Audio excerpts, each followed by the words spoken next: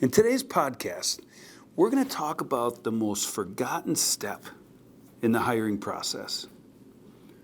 And when this step is implemented into your process, you will accelerate the success of your new hire and your organization.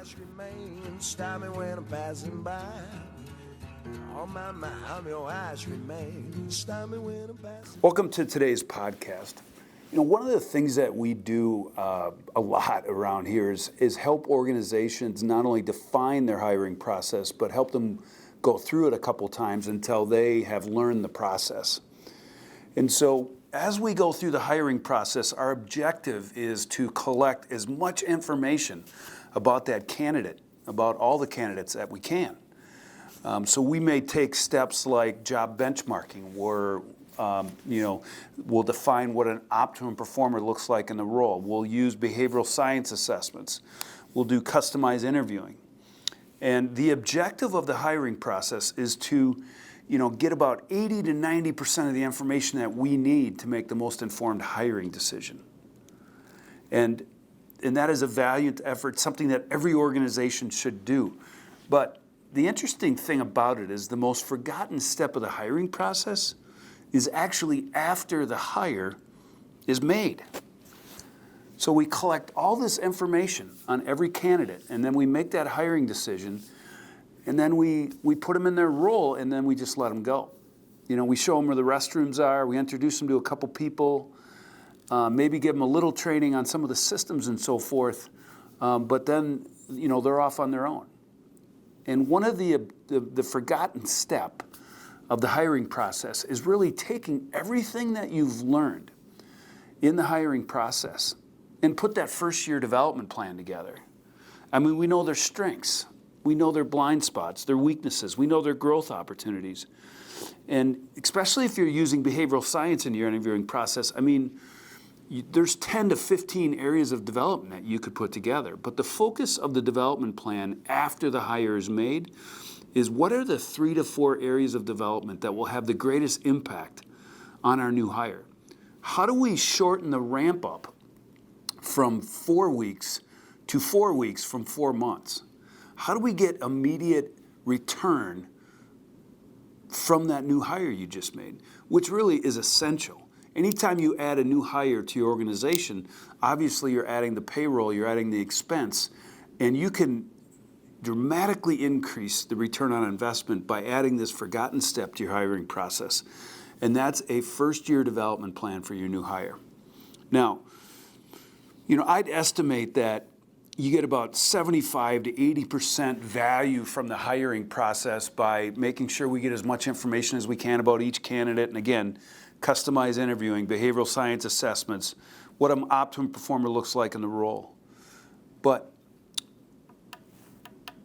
by not putting a first-year development plan together, I would estimate that organizations are probably leaving about 20 to 25% of value on the table. They're leaving money on the table because they're not accelerating that ramp up of that new team member.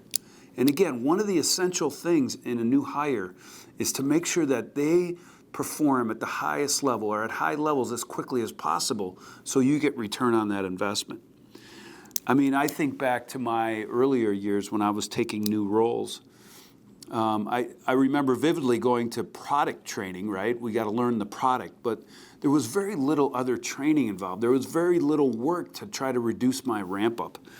And so the forgotten step in the hiring process is that first year development plan for every new hire, because you already have the information you need to develop, to put that development plan together.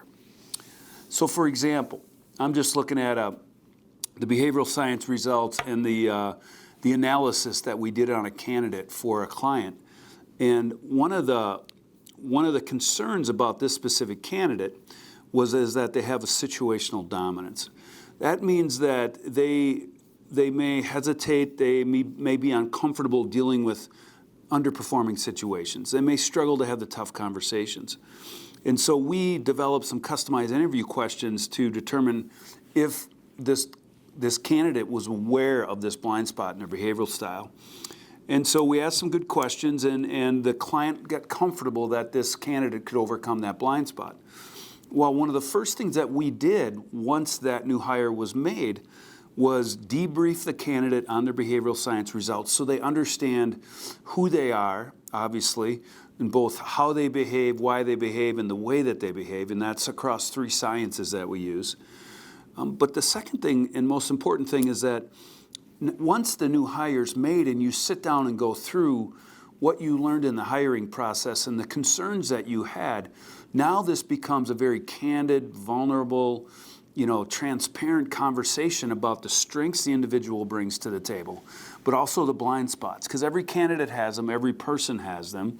And by having those discussions right up front in their first month, everything's on the table now. So anytime any of those blind spots show up, you have the opportunity to point it out to them, like, hey, remember we talked about, that you may be uncomfortable having the tough conversations, is one needed in this situation? So we put a development plan together for this new hire, and there were about 3 or 4 major concerns that they had in the hiring process, and we wrapped a development plan right around that. And so this employee went from 0 to 60 in about 2 weeks based on, doing an assessment debrief.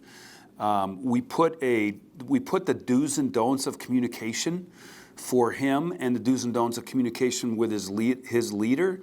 And now the new team member and the leader already agreed, first couple weeks into the job, how they were going to most effectively communicate with each other. I mean, think about that. Like, these are the things I want you to do and not to do to most effectively communicate with me. We obviously put a training plan in place for him to learn the hard skills of the organization. We also put emotional intelligence training in place. This candidate assessed low and interviewed having lower emotional intelligence, and immediately we put them in training, had them read a book on emotional intelligence. And lastly, this was a sales role that we were helping a client hire for. And we trained them on how to most effectively sell with his natural behavioral style. So with his situational dominance, how can he overcome an obstacle in a sales call? How can he have the tough conversations with the customer? And so the big takeaway here is that you work your butt off in that hiring process to learn as much as you can about that candidate. And now you have all you need to put that first year development plan together. And so fundamentally what the development plan will look like, and it's really easy to put together. So situational dominance is the blind spot. Okay, so we're gonna do training on how to sell with his natural behavioral style. We're gonna do training on emotional intelligence. And so just put a couple very simple action plans that they can complete around each area of development. Read a book on emotional intelligence. So this employee was like, not only was he incredibly pleased that the organization immediately invested in him, but he was very excited because he was being set up for success in his new role. I mean, if you want to set every new team member up for success, have them understand who they are, how to most effectively communicate with the people they're going to work with most, and put a development plan together with specific action plans to address their blind spots, and also, as importantly, to leverage the strengths that they're bringing to the team. And so the thing that kind of blows me away about this idea and this concept is that this is the most forgotten step in the hiring process. I mean, we will go through great lengths to make the right hire, and then we just kind of launch the new employee out and good luck, right? Hope they make it type of thing. So this is a really simple step for you to implement. Every time you make a new hire, what are the 3 major concerns we had in the hiring process? Let's wrap some specific development action plans around those areas of concern and watch this new team member succeed. Now, what are some of the benefits that you're going to get from, investing in that first year development plan? Number 1 is you will experience immediate return on investment from that new hire. You're going to take a ramp up that oftentimes can last 2 to 4 months and make it 2 to 4 weeks. I mean, think about the immediate impact that a new team member will have on your organization. Number 2, you're going to increase their retention because you're setting the new team member up for success. One of the things that happens a lot of times is that when a new team member comes on board, they may make a mistake or two early on, and they may get in the doghouse, candidly. And once a new team member's in the doghouse, it's tough for them to get out of the doghouse and get back to square as quickly as possible.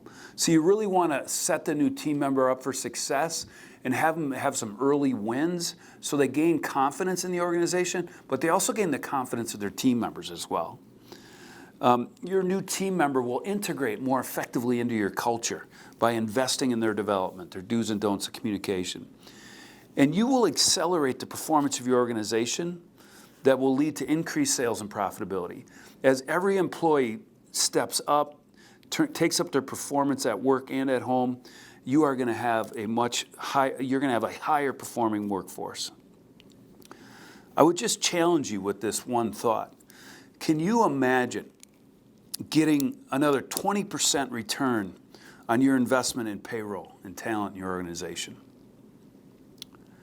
Don't just hire a new team member and show them, where the restrooms are. Show them how they can succeed. Show them their path for success. My call to action today for you is when you make that next hire, use what you learned in the hiring process to put that first year development plan together and set that new team member up for success and watch them succeed. Because as they succeed, you will succeed. I'm your ice cream man, stop me when I'm passing by. Oh my, I'm your ice cream man, stop me when I'm passing by.